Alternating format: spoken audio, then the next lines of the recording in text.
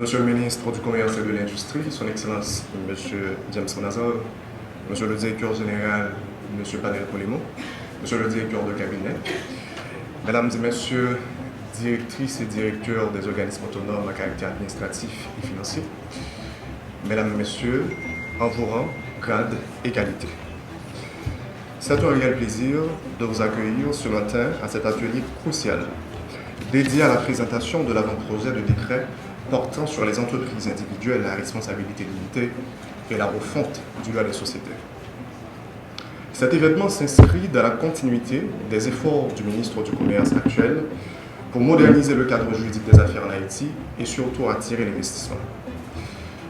Toutefois, il est important de se rappeler d'où nous venons. En 2012, face aux piètres performances de notre pays au classement mondial de Doing Business, qui mettait en lumière les défis de notre environnement des affaires, les autorités d'alors ont pris une décision audacieuse. Il était impératif de mieux planifier et régir notre économie nationale. C'est ainsi que le projet de modernisation du cadre juridique des affaires a vu le jour. Ce projet ambitieux a connu plusieurs phases.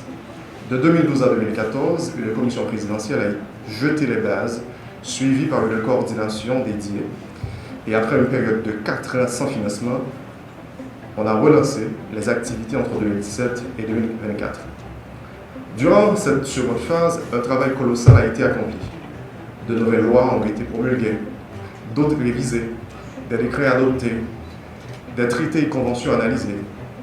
Le ministère du Commerce a également mené des ateliers d'orientation, de formation et une vaste campagne de sensibilisation à travers le pays, couvrant la propriété industrielle et les procédures de création d'entreprises, tout cela dans le but de revigorer notre arsenal juridique. Les avancées et les défis persistants, et force est de constater qu'un travail considérable a été réalisé pour assainir l'atmosphère des affaires en Haïti. Cependant, nous devons être lucides. Le chemin à parcourir est encore long. Nos défis actuels incluent la continuité des activités de formation et de renforcement des directions centrales, la mise en place de nouvelles structures, la révision du code de commerce et des investissements, ainsi surtout la numérisation et le lancement du guichet unique du MCI. Un point crucial demeure, c'est notre cadre juridique, qui repose actuellement sur des dispositions que M. Gousse pourrait appeler un repoussoir, un défi. Cette fragmentation rend difficile en appréciation cohérente et harmonieuse des règles régissant la création et le fonctionnement des entreprises individuelles et des sociétés commerciales. Cette situation représente un frein majeur à l'entrepreneuriat et à l'investissement. Le retour d'une réforme en droit des affaires et surtout dans les sociétés est crucial pour attirer le commerce et l'investissement.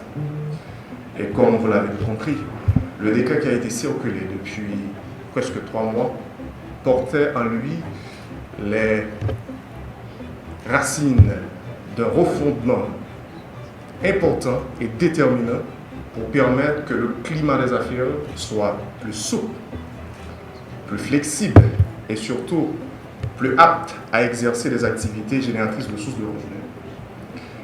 Nous sommes réunis ce matin pour discuter de cet avant-projet. Et votre participation active et vos contributions sont essentielles pour façonner un cadre juridique qui répondra véritablement aux besoins de notre économie et de nos entrepreneurs. En ce sens, vous l'aurez bien compris que l'invitation de ce matin participe surtout dans la vision de l'actuel ministre du Commerce pour non seulement permettre que l'instrument juridique prioritaire pour Haïti lié au commerce et à l'investissement puisse être un atout majeur et surtout important pour permettre aux entreprises haïtiennes de refaire une image, de refonder surtout l'économie nationale et surtout d'attirer le commerce et l'investissement direct étranger. Je vous remercie et bonne participation.